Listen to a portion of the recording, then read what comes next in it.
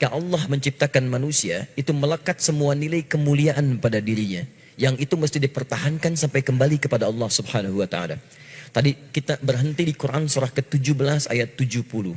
Walaqad karramna bani Adam. Sungguh kami telah muliakan semua anak cucu Adam. Mulia.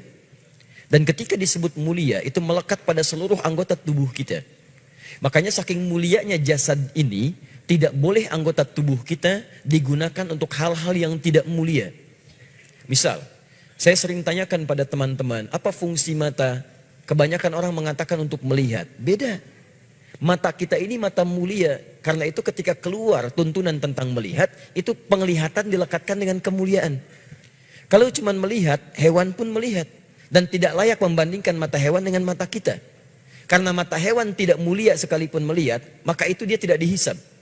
Tidak dihisab, tapi mata kita dihisab. Saking mulianya. Quran surah 17 ayat 36. Inna sam'a wal basara wal fu'ada kullu ulaika kana anhu mas'ula. Sungguh pendengaran manusia, penglihatannya, bahkan apa yang ia fikirkan, itu akan dihisab dan ditanya oleh Allah Subhanahu wa Ta'ala. Makanya ketika mata Anda akan digunakan untuk melihat, kata Allah, saya tidak ridha kalau digunakan pada yang tidak baik.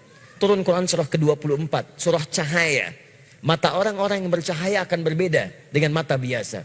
Ayat 30 untuk laki-laki, wa qulil mu'minina yaghuddu min absarihim. Katakan pada pria-pria beriman, kalau matanya ingin dipakai melihat, lihat yang baik-baik, yang mulia-mulia. Yang tidak mulia, palingkan. Yang tidak layak untuk dilihat, palingkan. Maaf, gambar-gambar kotor, pornografi, porno aksi, itu tidak mulia. Makanya ketika dilihat, tidak ridha. Allah tidak ridha, tanda Allah tidak ridha, hati kita pun merasa gelisah dan bersalah di dalamnya. Kalau tidak percaya silahkan, Anda mencoba melihat gambar-gambar yang tidak seronok, hati Anda akan menolak. Karena jiwa Anda mulia. Maka hati Anda mengatakan palingkan, itu tidak layak. Palingkan. Bahkan lisan Anda pun dibimbing untuk beristighfar. Astagfirullah, palingkan. Itu enggak bagus. Lisan, karena lisan ini mulia, maka Allah turunkan ayat-ayat kemuliaan menjaga lisan kita supaya tidak keluar dari kemuliaannya. Lisan orang mulia kata-katanya mulia, maka tidak layak keluar celaan dari lisannya. Turun Quran surah 49 ayat 11 sampai dengan 12-nya. Ya ayyuhalladzina amanu, dibuka dengan iman. Kalau ada ayat dibuka dengan iman, kalau isinya perintah, maka perintah itu jadi indikator tingkat keimanan kita. Kalau isinya larangan, maka larangan itu pun menjadi indikator tingkat keimanan kita. Kalau ada orang cepat menunaikan perintahnya, maka itu pertanda imannya kuat. Misal, ayat iman pertama di Al-Baqarah ayat ketiga. Alladzina yu'minuna bil ghaib wa yuqimunas shalah. Iman disandingkan dengan sholat. Ketika iman disandingkan dengan sholat, maka sholat menjadi indikator tingkat keimanan seorang hamba. Allahu Akbar, Allahu Akbar. Anda teringat langsung ke masjid. Iman Anda standar. Standar.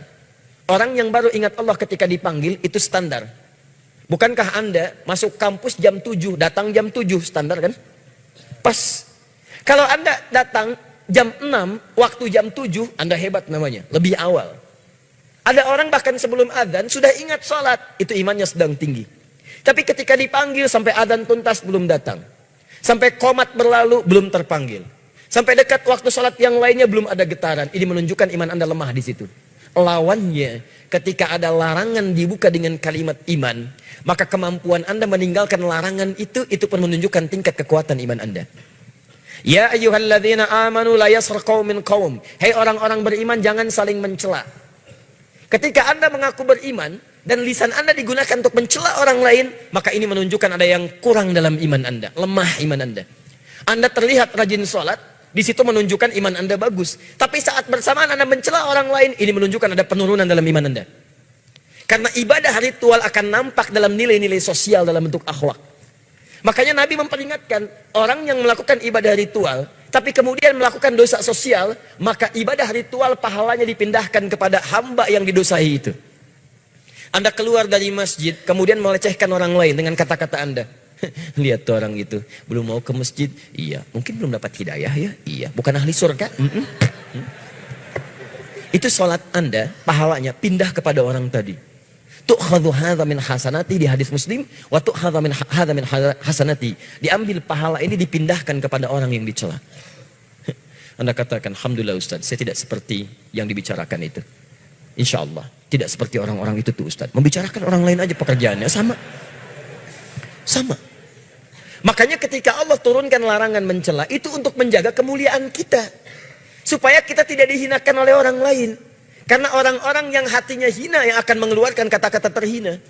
Nah kita itu diciptakan mulia. Jadi ketika lisan Anda mencela, Anda sedang menurunkan kemuliaan Anda di mata Allah Subhanahu wa Ta'ala. Catat itu baik-baik. Nah sekarang persoalannya, ketika Allah muliakan Anda, justru Anda menyandingkan kemuliaan itu dengan hewan yang jauh statusnya.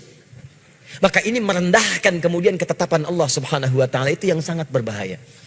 Itu yang paling bahaya. Yang layak kemudian diturunkan statusnya bahkan lebih daripada hewan, itu hanya orang-orang yang tidak mau mendekat kepada Allah Subhanahu wa Ta'ala. Sampai turun Quran surah ke-7 Al-A'raf ayat 179. Walaqad dhara'na li jahannama katsiran minal jinni wal ins lahum qulubun la yafqahuna biha wa lahum a'yunun la yubsiruna biha wa lahum adhanun la yasma'una biha ulaika kal an'am bal hum adall. Allah hanya membuat perumpamaan menyandingkan manusia sama dengan hewan, bahkan di bawah hewan ketika semua fungsi tubuhnya tidak mau menerima hidayah Allah Subhanahu wa Ta'ala. Diajak untuk mendapatkan kebaikan, akalnya sulit menerima. Dengar azan, tutup kuping. Melihat orang sholat, alergi. Kalau semua itu dibawa sampai menghadap Allah, maka kata Allah status orang itu kalau tidak mau berubah lebih rendah dibandingkan dengan hewan. Lebih rendah. Lebih rendah.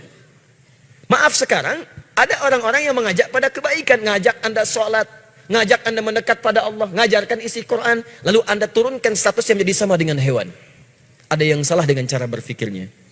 Saya ingin sampaikan, kita mulai dari yang kecil-kecil dulu. Kadang-kadang kita membuat sesuatu yang tidak tepat dalam pandangan Al-Quran dan Sunnah Rasulullah SAW. Dan saat yang bersamaan uniknya Anda mengatakan kami ahli Quran dan Sunnah. Di mana Qurannya, mana Sunnahnya? Awas hati-hati. Ketika Anda pintar dalam urusan dunia, tapi awam dalam urusan agama, kadang-kadang keawaman itu bisa menurunkan status kepintaran Anda sampai tidak bisa mencerna logika yang sangat sederhana. Ingat, pintar itu anugerah, tapi bodoh itu pilihan. Paham sampai sini?